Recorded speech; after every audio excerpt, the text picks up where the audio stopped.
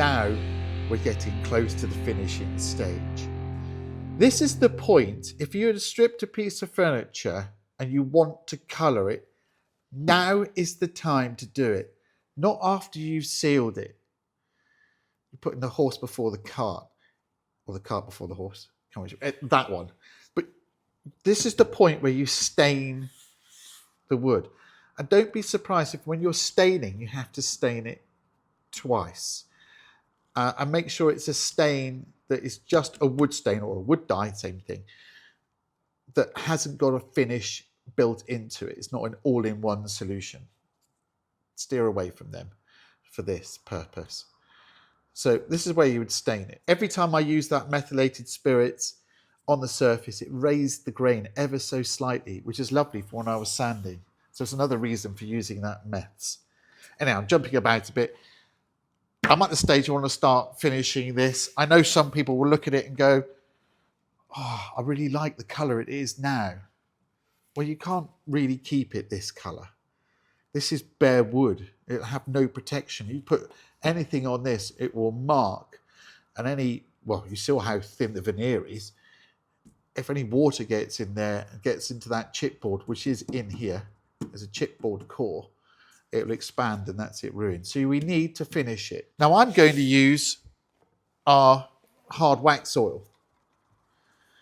It's a clear satin finish, which is perfect for mid-century finishes. It's absolutely perfect for it. It replicates what it looked like back in the 60s and 70s, but actually it's more durable than those finishes. It's full of natural ingredients, easy to apply and recoatable. Now I'm saying you have to use this, but I've found using hard wax oils over, I don't know, how long have I been using? 15 years now or so I've been using hard wax oils. You know, I started this business 30 years ago, early in January 1994. If we had a hard wax oil back then, I'd have been using it straight away. I love the stuff. It's so good. You'll see at the end, you'll see the reasons why, and I'll talk you through it. Let's start applying it. I'm going to give it a little shake. You can stir it, but a small tin, a really good shake. Make sure you hold the lid. And I'm going to apply a thin coat sparingly on here using one of our cloths, our pure cotton cloths, because it will hold quite a lot of the wax oil in suspension in the cloth. Now, it's not a lint-free cloth. Little bits may come off, but I'm not going to worry about those too much because we're going to sand this afterwards and give it another coat. You can use a lint-free cloth if you'd like to, and I know that's recommended by other hard wax oil manufacturers, but for my preference, I like to use cotton cloth because I can control it like a fad.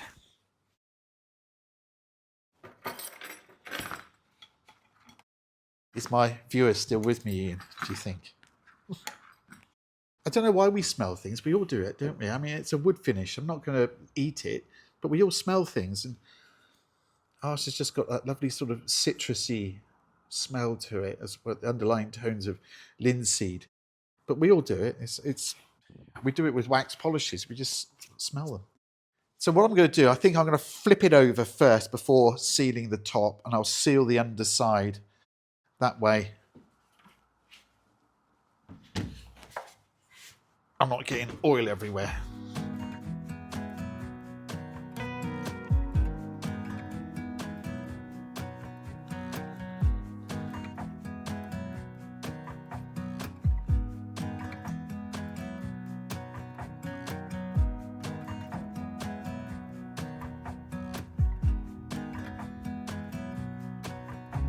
You can apply this with a brush if you wanted to, and a roller, but you wouldn't roller this, too small.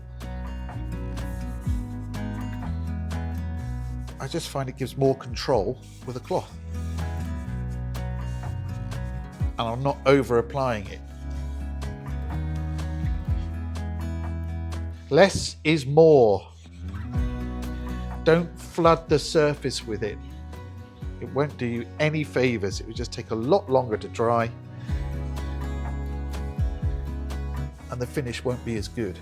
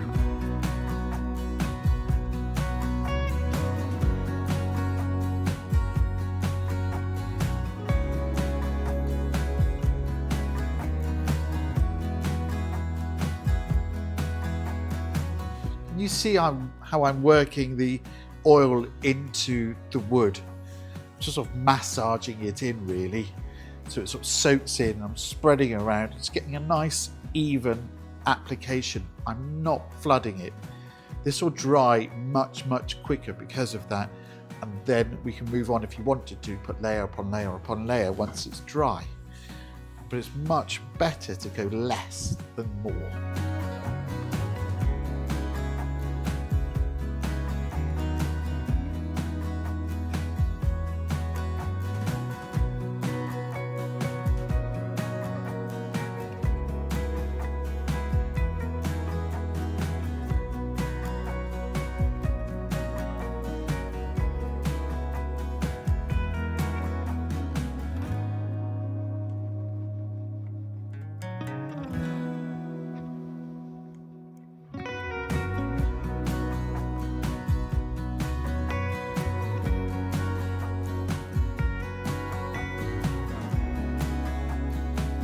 Check over your work for runs. Don't just walk away. Have a little look. You might have got a build up somewhere that you can smooth away. So just look around it.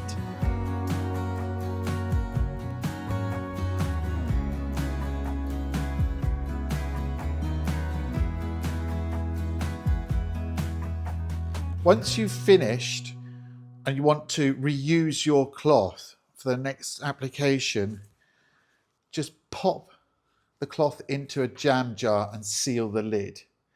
It will be good for the next day, but as long as it's sort of an airtight jam jar, you can use it again. But if you've got multiple pieces of cloth with soaked in oil, there is a danger that they can spontaneously combust. It is rare. Normally it's when you get lots and lots of cloths that are screwed up and placed into a bag.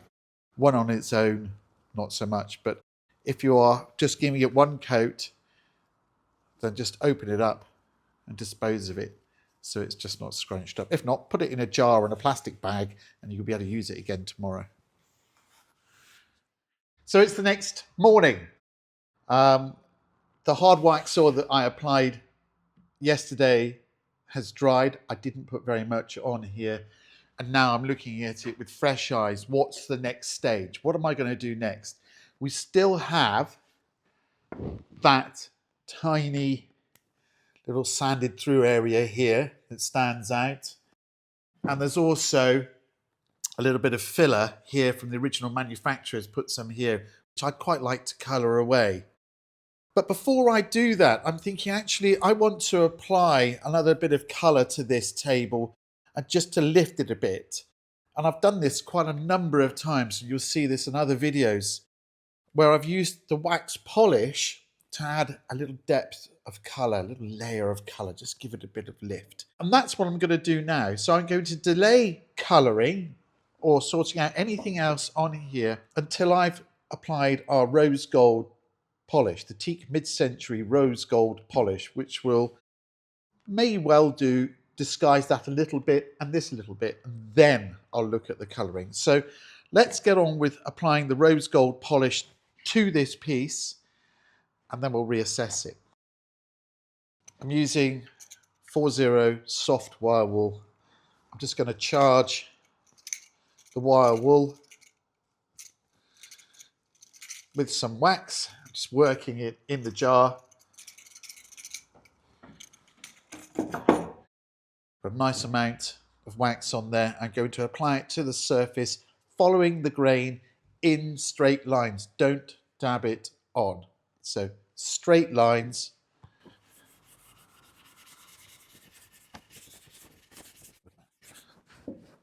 Already, I'm smiling because I can see what it's doing. It's taking the colour from the wax, and these lighter, whiter flecks that you can see in the grain are now darkening, which I think is a much nicer look for this table.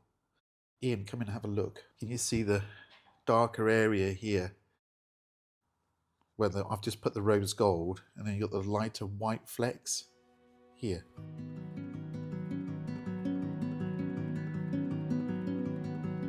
And because I've only lightly sealed this table, the grain of the wood is still open, it's quite porous, it's quite absorbent. So it's going to take a little more wax than you would expect normally on a finished surface.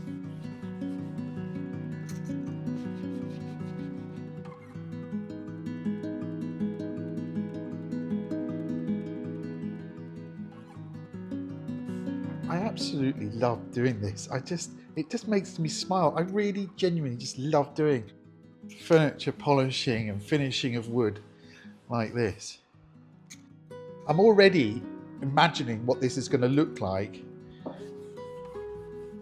when I go to buff it in about half an hour's time.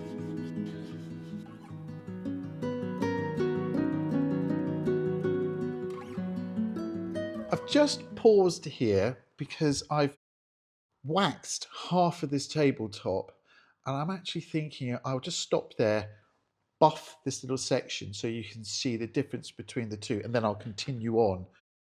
I've got a fair idea what's going to happen, just to show you the comparison and the difference when you're using a really high quality wax, what it can do and how good wax polish. So I'm going to leave this, I'm going to walk away, come back 20-30 minutes, we'll buff this, show it to you, and then we'll get on.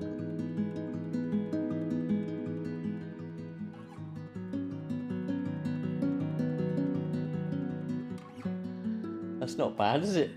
Wow. It's beautiful, isn't it? I just love finishing furniture, and there you are. There's a classic example. Classic? What classic example? It's a perfect example of a nice dry shine, we would call this in the industry. So you've sealed it and you've waxed it, but it's a dry shine with bells on, because our wax polish is so rich in wax, and that formula that I've created there, you can see it. It's a finish, and that's a perfect mid-century finish there. That's just lovely. Now I'm going to go one step further than this. I'm going to colour out that little mark, colour this mark out, and then, well, I'm going to wax this bit as well, actually. I'm going to wax this bit, and then I'm going to give this another coat. So I think I've proved my point there. I think it works a treat. And you can use this. This is a practical finish. It's just I'm going to bomb-proof it by putting another coat of hard wax all over the top and then waxing it again, so it makes it bomb-proof. But this finish will work. But you really want to, if you're going to put a lot of if you're going to have a lot of use, and it's going to get a lot of traffic on it, so lots of things moving on it, as a coffee table often is, with cups of coffee, spillages and things, so I'm going to bomb-proof it. But first of all, let's wax this.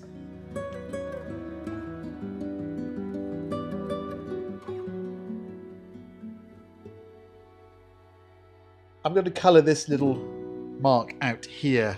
So for this, I'm going to use my pigment colours, my pigment powders that I used in the French polishing process, there are a number of pure pigment powders that I'll mix up on my onion board here to mimic the colour of the teak. It might be layers of colour, but that's what I'm going to use. It seems a bit much actually for this one little spot, but also I've got a little area here that I'm going to do. That little area, and because it's so small, really any colour within this sort of brown range would do it.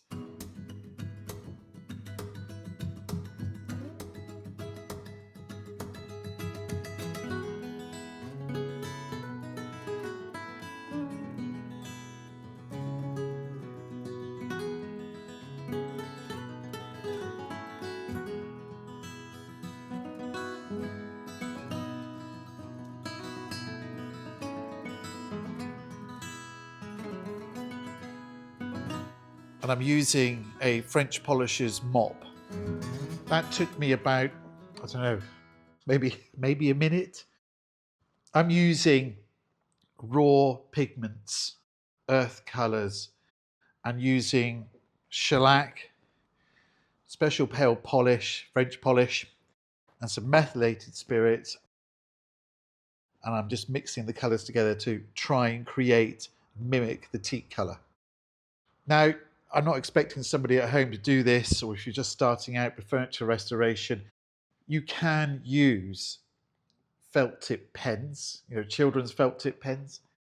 And there are pens out there you can buy, colouring pens for furniture, but they'll get you so far. I suppose you could use oil colours, but you've got to be very careful not building up too much of a layer. So I've just disguised those little marks, and I'm going to walk away from that now. I'm not going to play with it anymore. I don't think it needs it anywhere else. And then we're going to go with the next coat of hard wax oil.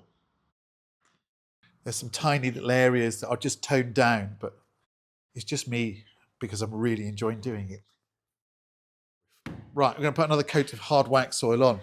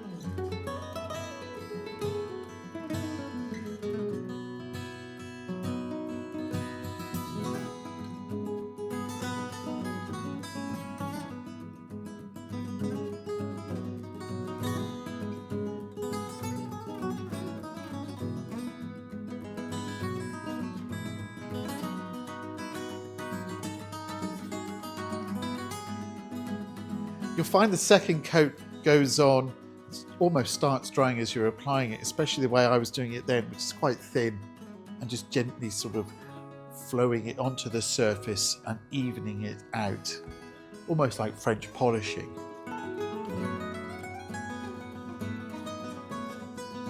Very, very pleasurable. As it starts drying, it will probably dry looking streaky. There'll be wet bits and there'll be parts that are drying. Just let it dry. Give it time. Let it dry and it'll all settle down. Now I'm going to wax polish this afterwards. You don't need to if you don't want to. You just leave it with a hard wax oil finish. If you are going to do that, then I would suggest maybe using a cloth over the face. If you've used one of these as an applicator, a fad, if you, in effect, our cotton cloth, there is bits of lint that do come off. So wrap it in a cotton cloth so nothing comes off. A bit like a French polisher's rubber. Failing that, you can do it with a brush. But because I'm going to wax polish this tomorrow, I'm not too worried if there are little bits of lint in it because that'll come out when I wax polish it. I'm just using my onion board again here, just to even out the hard wax soil inside the fad or the cloth. It's a fad in French polishing terms because that's the shape of a fad. Used for fadding. If you want to learn about French polishing techniques, take a look at the video up in the top right-hand corner of your screen now, and that will take you to a link for those. I think I've done a 3-part episodes in how to French polish. Well, not how to, but the principles of French polishing from stage 1 right to the end. It won't teach you to French polish. You've got to learn that yourself by practice. But the principles and the methods are all in those videos.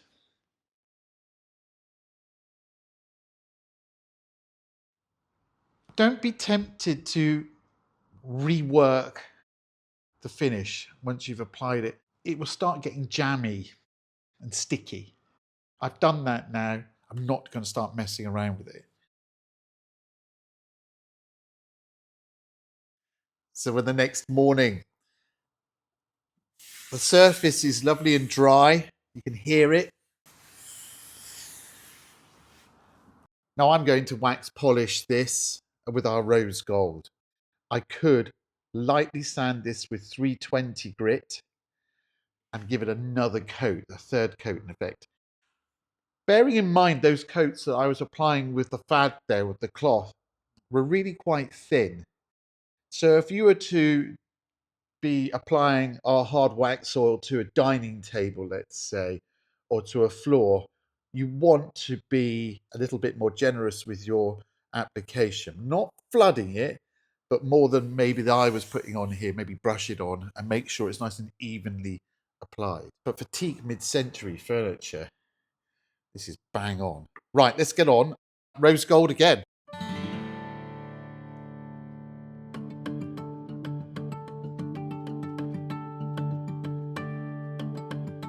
.40 fine wire wool. It's like cotton wool. And I go straight on with the rose gold. I don't need to sand it. Don't be tempted to sand it if you're going to go for a wax finish. The process of application will smooth out any of those little fine bits on the surface.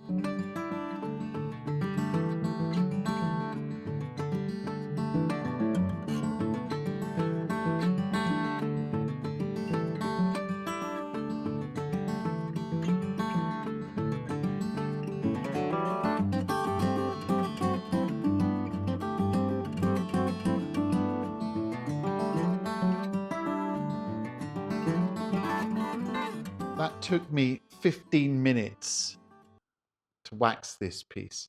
Now you don't have to. You could leave it with the hard wax oil finish. And if there's little bits in the finish that you don't like, you can always get a piece of sandpaper or a piece of paper and use the back of the sandpaper, the smooth side, over the surface just to denib it lightly. They'll wear away anyhow, those little tiny bits. But I quite like a nice sort of wax natural look, hence why I've used the rose gold on here. Now all the colour's not coming out of the rose gold and going into the table now because we've got layers of hard wax oil. So the wax is now sitting on the surface now, protecting that hard wax oil that we've applied and giving that natural waxed look, which will happen when I buff this in about half an hour's time. So it's not going to be a completely uniform finish. It's going to be a waxed finish, which I really like. And it gives, certainly to teak furniture or to most furniture, most period furniture, there's a lovely look to it and a lovely feel. Now I'm going to buff the table using our 100% cotton open weave cloth. And the reason that we like using this, because when I'm buffing the surface, quite hard sometimes, it's not generating heat. And if it's not generating heat, then it's not going to smear. The wax won't smear on the surface. That's the reason we use these buffing cloths, because they give you a nice finish. If you were to use a duster, you know, an old soft cloth, which I can understand is lovely, but the problem is on the surface, if it generates heat, you can smear, and that's where you get problems. So this is why we use this lovely cloth. It's so versatile. I use it so much within the business with furniture restoration. Anyway, let's get on. Enough of my chat.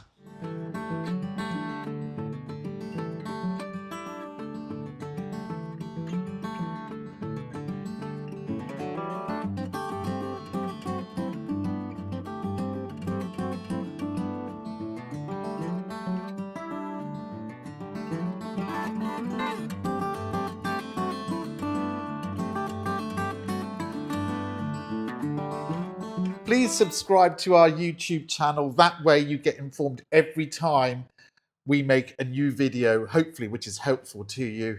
Hit the subscribe button and then hit the bell notification icon, and that way you get notified every time. I hope this was useful to you. I certainly enjoyed it. Look at that. That's beautiful. Absolutely stunning.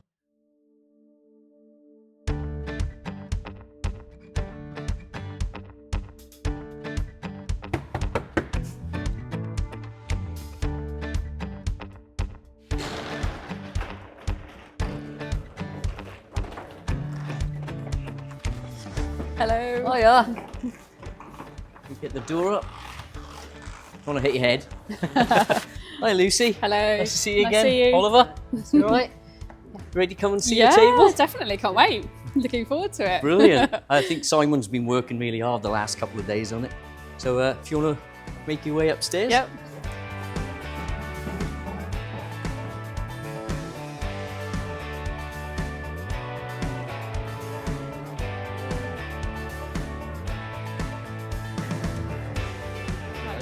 Hi, Lucy. Hiya. Are you all right? Yeah, good to see you. Hi, Oliver. How are you? Good? Right. We're at that point when we're going to hopefully reveal what's there. Can you tell me a little bit of history behind your teak coffee table? Yeah, well, essentially it was my grandparents' coffee table. It's been sat in my sister's conservatory, so she had it after he passed away. It was sat in their conservatory.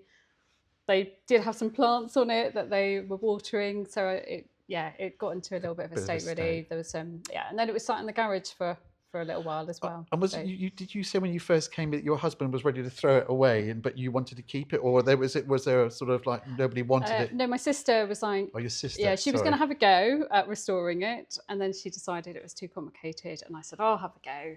And then obviously I got in contact with you to say, can you give me some advice? But yeah, so she said, it got to the point where she's like, do you want to just take it? Because otherwise I'm going to put it in the tip. So, right, it was heading for the tip. It was heading for the tip, yeah. If I didn't get round to it, it probably would have ended up there. Well, let's have a look, see what we've got here. Yeah, no, I so can't there's wait. been quite a lot of work. What we've got there. Let's see what we've got. Oh, wow. That is very impressive, actually. That's so much better than I imagined. That is amazing. God, it looks like new. You can't see that jigsaw puzzle mark. No. There's like streaks all the way down it. No, you see that is as I remember it in my grandparents' house. Is it? Yeah, that's exactly. He was, used to keep things he was a ex-army. Oh, right, so everything was absolutely yeah. perfect. Yeah, that looks incredible. So I managed to get rid of pretty much everything. There is, if you look at a certain angle, you might be able to see it, but it all came out. I love the fact you can see the kind of grain and everything, because it was quite washed out, bleached looking, wasn't it? It was pretty bad. In fact, it was the worst I've seen, and plus the fact it's a veneer. The veneer is so thin on this, but we got there. And it looks incredible. And now it's Thank you so much. It's You've a pleasure. done that. Just amazing job. I can't believe it's got back to that actually. And that's so lovely because Well, hopefully it'll be good It'll be your table. be your table, Oliver. Yeah, you can inherit it. But it also it's a little bit more water resistant than what it was before. So, if you do spill things on it, it'll be fine. You just wipe it off. And how do I keep it like this now? Well, you don't have to do anything for a little while because I've done it. But maybe it depends how much you use it. And then within 6 months or a year, maybe a year and a half, depends how much use it gets, you can wax polish it with that, because that's what I've used, our rose gold. It's a teak mid-century Mm. polish, and that's perfect for that. And if it did mark or something happened to it, you can always give it another coat of the hard wax oil. It will go straight over the top, so you don't have to strip it. It looks lovely. We're definitely keeping it. Yeah, it's going to go in the lounge. Lovely, perfect. Really super pleased. That's really, That's really good. great. Thank you. That's all right. It's good. That was Lovely, it. yeah, thank you very I much. enjoyed doing it. Nice to meet you, Armin. It was really good. There we go. That is, yeah. I can't get it. It is genuinely superb. It's I thoroughly love doing It it. looks really. I love the colour of it as well. Hopefully it's not too glossy, and I tried to keep it exactly as it would have been when it was new, really, except for the finish is a little bit better.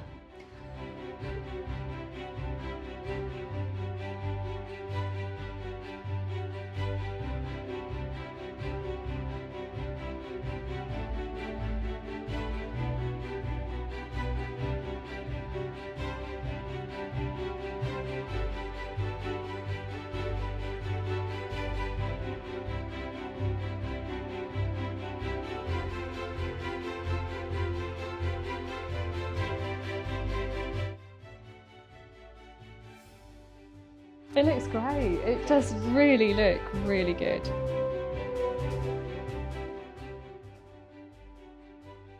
Do you know they also had sideboard.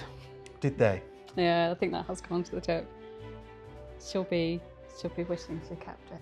The thing is with chipboard, because these sort of mid-century pieces have chipboard core here, so the outside's solid teak. Yeah. Everything else, but in here it's chipboard, and if that gets wet or damaged,